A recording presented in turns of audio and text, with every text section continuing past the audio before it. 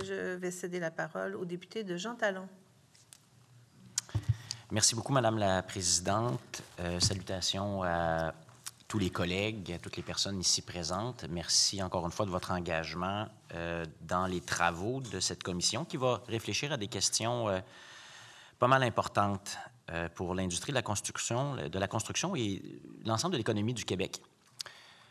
Je voudrais de nouveau, comme je l'ai fait au Salon Bleu lors de mon allocution sur l'adoption du principe, saluer l'approche du ministre jusqu'à maintenant, qui se dit ouvert aux discussions, ouvert à ce qu'on puisse avoir des discussions vigoureuses, mais respectueuses et aussi qui tiennent compte de ce qu'on a entendu dans les consultations particulières.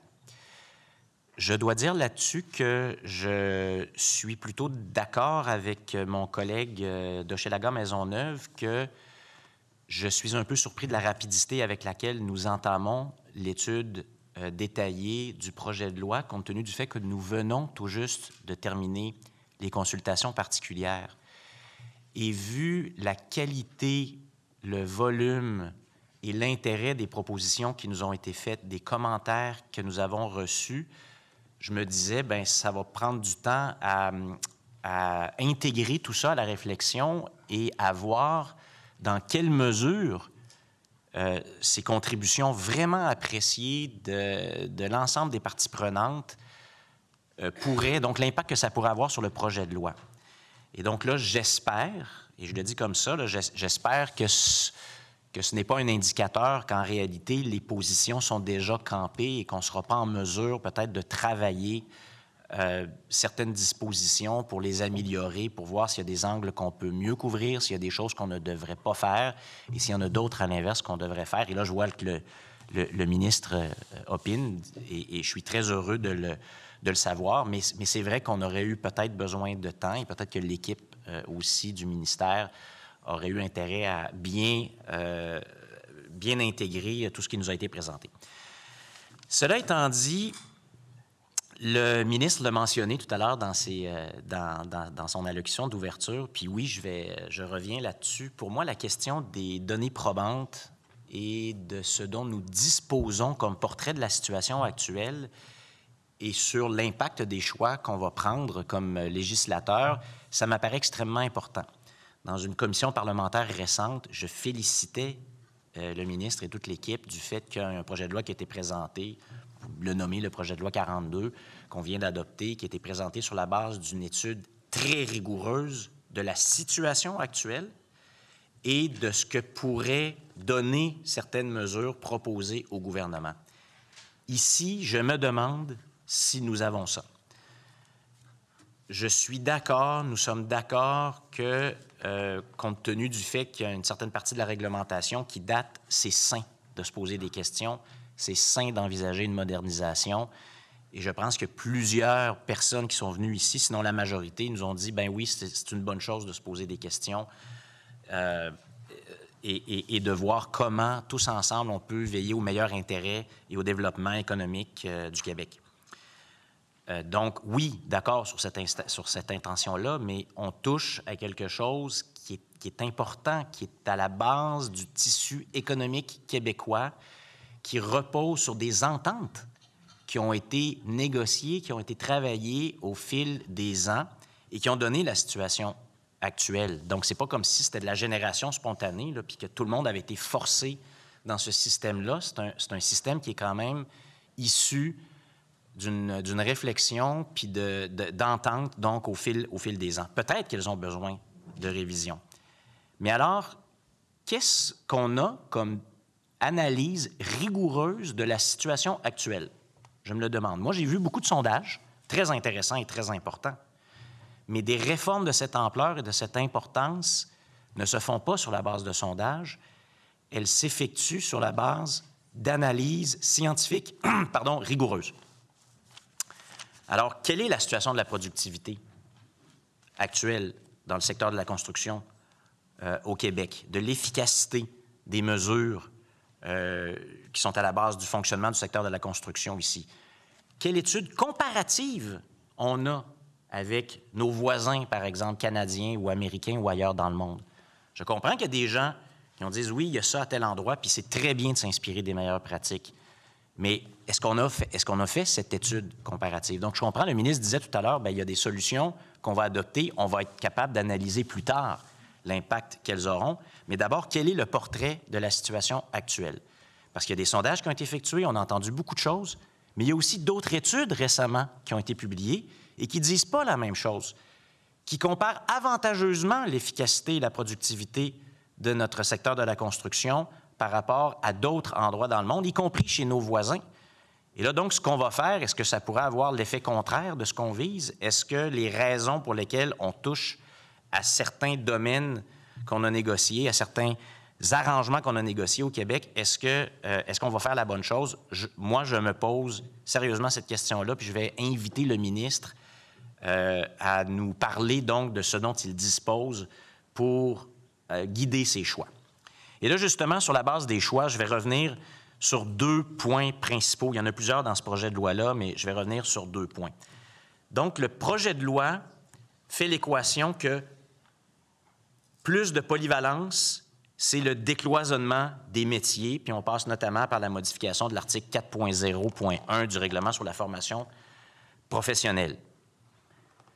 Bien, je vais être intéressé d'en savoir plus sur, justement, est-ce qu'on a analysé cette question-là, que décloisonnement, ça fait nécessairement plus de polyvalence, puis que ce type de polyvalence-là va générer plus d'efficacité, plus de productivité, que ça va rendre le secteur plus attractif, que ça va favoriser le maintien de la main-d'œuvre qualifiée, son développement professionnel pour avoir plus de qualité.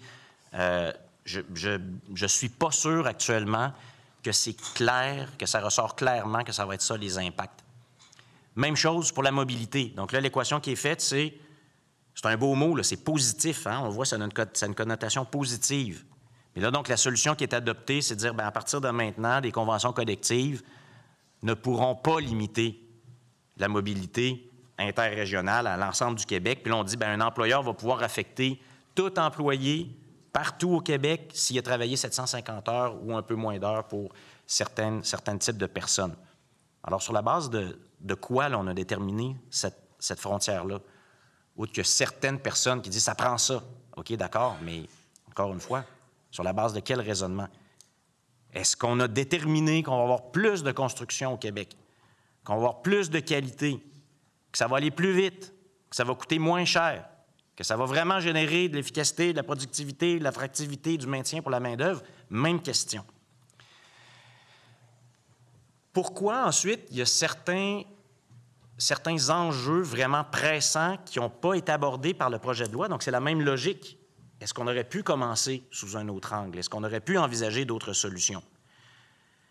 C'est intéressant, je pense que c'est hier ou aujourd'hui que la présidente de la Commission de la construction du Québec qui est venue témoigner ici, puis moi j'ai trouvé que c'est un témoignage extrêmement intéressant, avec un mémoire vraiment intéressant, nous dit il y a un point de convergence de tout le monde. Puis ça, je pense que tout le monde l'a admis, c'est celui de la formation. À quel point c'est central, c'est vraiment important, puis là-dessus, tout le monde s'entend. Est-ce qu'on est allé au bout de ce qu'on pourrait faire pour améliorer la formation, améliorer l'encadrement de la formation professionnelle initiale, favoriser que la très grande majorité, ou sinon la totalité, ou en tout cas le plus grand nombre possible de travailleurs soient le plus formés possible de manière initiale. La formation continue, de faire en sorte que ça fonctionne bien, que nos travailleurs et travailleuses continuent de s'améliorer constamment. L'accompagnement en matière de formation des entrepreneurs du Québec, qui, on le dit, on l'a répété, sont très souvent, en grande majorité, des petits entrepreneurs. Et là, certains l'ont mentionné ici. Si on améliore leur formation aussi en matière de gestion de ressources humaines, en matière de gestion de chantier, pour qu'on gagne des heures, pour qu'on élimine des problèmes d'affectation personnelle qui sont parfois causés par cette difficulté qu'ont des petits entrepreneurs à organiser tout ça, à gérer tout ça, et c'est normal. Est-ce que c'est pas par là qu'on aurait pu commencer? Donc, moi, je pose la question. Et encore une fois, la Commission de la construction nous dit que cette question-là de la formation, là, c'est la première, elle est centrale. Et elle est essentielle aussi, encore une fois, pour favoriser qu'il y ait de plus en plus de gens qui viennent dans le secteur, qui soient bien formés et qui restent dans le secteur de la construction. Un autre élément qui a vraiment, moi, attiré mon attention, c'est celui du travail au noir. Comment il se fait qu'un projet de loi qui dit qu'on veut moderniser le secteur de la construction puis qu'on veut favoriser l'efficacité, la productivité, comment il se fait qu'on ne semble pas considérer ce phénomène-là? Je suis intrigué. Tout le monde s'entend au Québec sur le fait que c'est un enjeu vraiment très important, particulièrement dans le secteur de la construction. Que ça coûte cher, en réalité. Que ça nous empêche souvent d'avoir des données probantes, dont on parlait tout à l'heure, parce qu'il y a une partie de notre économie là-dessus qui est souterraine. Qu'est-ce qu'on gagnerait en efficacité et en productivité si on ramenait toutes ces heures-là dans l'économie régulière? Qu'est-ce qu'on aurait en gain sur l'efficacité des chantiers? C'est énorme. Alors, pourquoi on ne s'est pas attardé à ça au lieu de commencer sur la question d'interdire certaines clauses dans les conventions collectives? Je me pose vraiment la question. C'est un phénomène vraiment important, là. Puis on peut dire économie souterraine, travail au noir, tout ça, c'est bien, c'est des beaux mots, là, mais c'est une forme de corruption. Et tout le monde le sait, partout dans le monde, que la corruption, ça n'aide pas l'économie. Ça n'aide pas tous les thèmes qui sont centraux, que le ministre, là, les objectifs que le ministre veut atteindre, là, ça nuit énormément. Et je suis curieux de savoir pourquoi on ne s'est pas attaqué à ce phénomène-là. En bout de ligne, on a très hâte de discuter avec tout le monde ici des dispositions particulières proposées par le projet de loi. Quant à nous, on va être très attentifs à l'intérêt économique des régions du Québec, à l'intérêt des petites et moyennes entreprises des régions du Québec. On va se poser la question à chaque article, à chaque discussion, est-ce qu'ici, là, monsieur et madame, tout le monde qui fait construire une maison, demain, va trouver son intérêt, va être favorisé par l'adoption de telle ou telle disposition? Est-ce que les PME du Québec, les gens qui ont besoin de construire, de développer, est-ce que ça va être dans leur meilleur intérêt? Est-ce que les Québécoises et les Québécois qui payent des impôts, qui payent des taxes, vont vraiment voir une amélioration de la qualité des grandes infrastructures qu'on doit construire au Québec, qu'on doit maintenir et qu'on doit construire au Québec dans les années prochaines? Est-ce qu'on va le faire, donc, de manière plus efficace, de manière plus rapide, de manière qui va faire en sorte qu'on va conserver au Québec ou même qu'on va améliorer une position concurrentielle avantageuse par rapport à tout le monde, nos voisins, à l'échelle internationale, sur la qualité donc de nos infrastructures, sur l'efficacité, la productivité de notre secteur de la construction? C'est ça qui va nous guider tout au long de nos discussions. Encore une fois, au plaisir d'en discuter avec vous. Merci.